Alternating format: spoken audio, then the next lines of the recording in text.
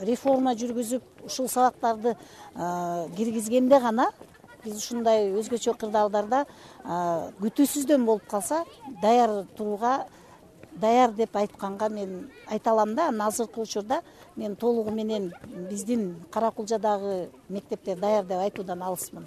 Биринчи тез жардамды кантип көрсөтүш керек эгер Кудай сактасын бирок жабыртатсачы? Жабыртарса биринчиден ол жерден сырткары алысыраак алып чыгыш керек да. Негизинен тез жардам телефону канча? 102 102? 101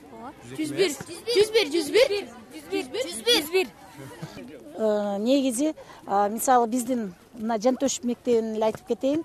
Буга, конечно, өкмөт күнөөлүү. Себеби өзгөчө кырдаалдар болот же болбойт деп илгери эле кыргызчадай эле болуп калган да. Кыргызчылык кылып Кудай сактасын деп. Мисалы мына биздин мектепте окуганыбызда бизде запасной выходтар жок. Эгерде жер түтүрө болсо, мен билбейм кандай болуп окуучуларыбыз эми жанагындай болуп чыгат, бирок экинчи 20 секундтан ичинде чыгып кете албайт. Азыр мүмкүнчүлүгүн өзүңөр көрдүңөр. 6-5 минутта чыгып кетип атат. Ошондо бизде запасной выход жок. Өзүнчө бир кандай болот, мен аны элестете албайм. Бизге жаңы мектеп салып бериш керек, именно ушул айылга. Себеби көрүп турасыңар, бул чайханага мурунку мектебибиз бузулуп калгандыктан, таптакыр окууга мүмкүнчүлүк болбой калгандыктан ушул чайханага окуп атышат азыр балдар.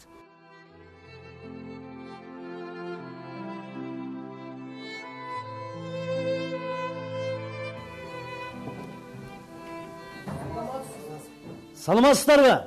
Саламатсыздар. Отуруңуздар. Бүгүнкү биздин өтө турган сабак бул адам баласына аябаганда чоң зыян алып келе турган жер титирөө деген табигый кырсык бар. Ошо тууралуу силерге кыскача маалымат айтабыз.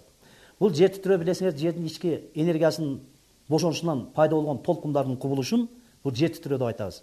Эми жер титирөө биздин Орто Азия, айрыкча биздин Кыргызстан бул сейсмикалык коркунучтуу райондо жайгашкан. Нурудагы жер титирөөнү аябай жакшы билесиздер. Ошондо 74 адам набат болгон. Ошонун ичинен 32си мектеп жашына чейинкиси, а 14-ü мектеп окуучулары болгон. Значит, бул жер титирөөдөн жалаң балдар, жаш наристелер көбүрөөк буга дуушар болушун табигый кырсыкка. Эми жер титирөөнүн кантип силерге бүгүнкү эмебиз алдын алып кантип андагы жүрүм турумдар тууралуу айтып кетсек. Жер титирөө болуп калды дейли. Сыртка чыкканга мүмкүнчүлүк болбоду. Ошондо эмне кылуу керек? Биринчиден, сен тур, мына негизги дубалдарга жакын тур дейт.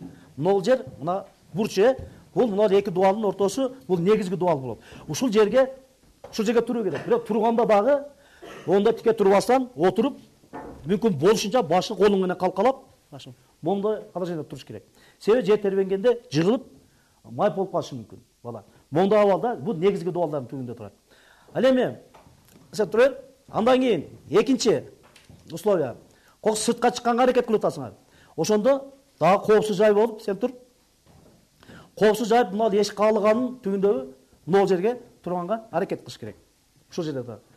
Бул жерге турганда да мүмкүн болсо отурганга аракет кылыш керек, баш калкалап. Себеби алда жыгылат. Андан кийин эң негизгиси мына көрүп атасыңар, мына жерде терезе турат, Бул 6 балдык жер титиреген эмес, даже 4 балдык жер титирегенде дагы сынып, эметип кетиши мүмкүн. Ошон үчүн жер титиреген мезгилде мондай терезелерден алысыраак мындайраак отургула. Андан сырткары мынанда ар жакта шкаф турат, Өзү бул шкафтардын баарын бекитиш керек. Но бекитилбесе дагы мына шкаф кулайт. Силерди монда басып калат. Значит, мындай жерлерде эмне кылат экен? Качып турганга аракет кылыш керек. Ал калып десе бул ортого эмес, естественно. Бурчка негизги долдардын түгүнө, эшиктин калганын алдына, терезелерден алыс жерге не кылыш керек экен? Турганга аракет кылыш керек. Эми үчүнчүдөн столдун алдына калкаланыш керек. Не себептен столдун алдына деген түшүнүктүү, ушуну айтып койгон эметейин. Себеби, мына карагыла. Мына оор, ана шифонер же болбосо, мынанын үстүндө потолок, мындайда люстралар болот, үйүңө да антишролдор болот. Ошолор жер титирегенде эмне болот? Кулайт. Кулаганда башыңа тиет. Башыңа тийсе эмне болосун? Ал эсиң ооп калат. Жардамга бирөөнү чакыра албай каласың. Ошондуктан башты калкалаш үчүн мондай парталардын алдына киргенге аракет кылыш керек. Анда жер тербенди, сыртка чыгарбай калдыңар. Парталардын алдына башты калкалаганга аракет кылуу керек. термелүү бүттү. Коопсуз жайга акырын бардыңар эмемнен сыртка.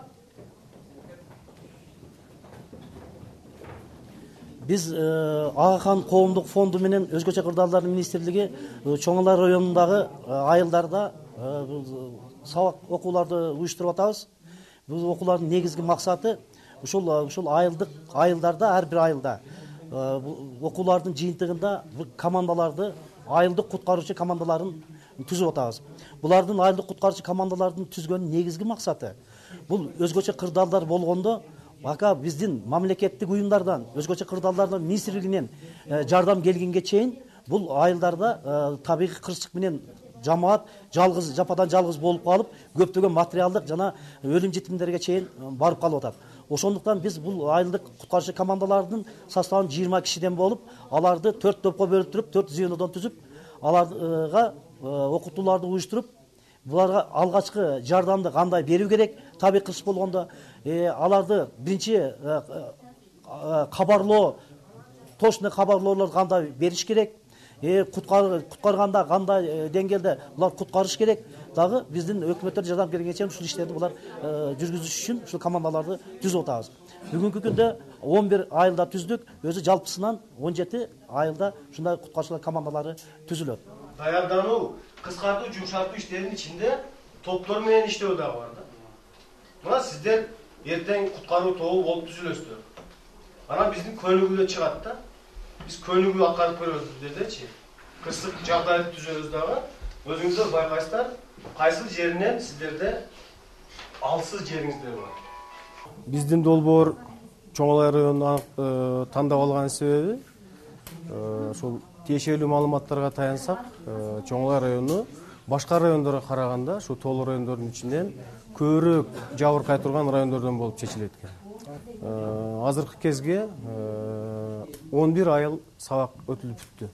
Ар бир айылда 3 күндөн өтүп атабыз сабак.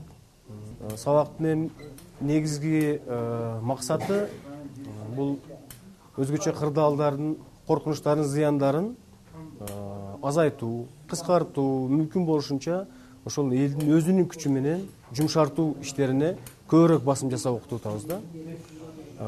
Себеби дегенде мына элдер менен сүйлөшкөндө айтып атышат, ошол ушундай өзгөчө кырдаалдардын коркунучтарын, зыяндарын азайтууда ким жоопкер? Ошол көбүрөөк басым жасаганыбыз ошо эл өзү дагы жоопкерчилигин түшүнүп, ошо табигый кырсыктардын зыянын азайтууда бул жоопкерчилик деген бул чоң маселе болуп атпайбы? Анан жоопкерчилик дегенде көпчүлүк учурда биз кырсык болуп кеткенден кийин жоопкерчиликти башка бирөөлөрдөн издеп калат экенбиз да. Мындай көпчүлүк учурда тажрыйба көрсөтүп атат, болуп өткөн окуялар, анан биз жүргүзгөн изилдөөлөр көрсөтүп атат. Көбүнчө жоопкерчиликти сырттан издеп калат экен да. Ким күнөөлүү? Мен эмес, ким күнөөлүү? Башка адамдардан издеп калат экен. Бирок мен айтат элем, ар бирибиз, ар бир жашаган, ошо райондо жашаган адам жоопкерлүү. Неме балдар бакчалары, мектептер боюнча айта кетсек, албетте бул бир канча ошол райондун мекемелеринин жоопкерчилиги. Мисалы ал балдар бакчанын же мектептин курулушунан баштап ага туура контроль жүргүзүү, мисалы үчүн кыргыз биздин мамлекеттик куруу нормаларына же болбосо бүтүн ошо стандарттарга ылайыктуу куруу мектепти. Андан кийин ошол мектеп курулгандан кийин аны ошол бизде бар стандарт нормаларга ылайыктуу аны кароо же болбосо коопсуздугун камсыз кылуу. Бул эми мектептин ар кандай тиешелүү мекемелердин жоопкерчилигинде. Мисалы үчүн айтсак, ошол эле райондук архитектура, мисалы үчүн мектепти курууда контроль жүргүзүү. Андан сырткары кийин мектеп курулуп бүткөндөн кийин иштеп жаткан кезде бул мектептин өзүнүн, мектепте иштеп жаткан мугалимдердин жана ошо жергиликтүү бийликтердин. Анан жана мен айтып кеткендей, ошол эле учурда биз ошол коопсуздугу, балдардын коопсуздугу үчүн ошол жерде ата-энелер дагы жоопкерчиликтүү. Мисалы, баардыгыбыз жоопкерчиликпиз. Ошо райондо иштеп аткан уюмдарда баарыбыз жоопкерчиликтебиз да. Балдарды туура окутуп, ошо балдарды эскертип, маалыматтуулугун жогорулатуу. Мисалы үчүн ошо балдар менен иштеп жаткан ар бир уюмдун же болбосо ошо балдар менен иштеп жаткан ар бир кишинин милдети, жоопкерчилиги.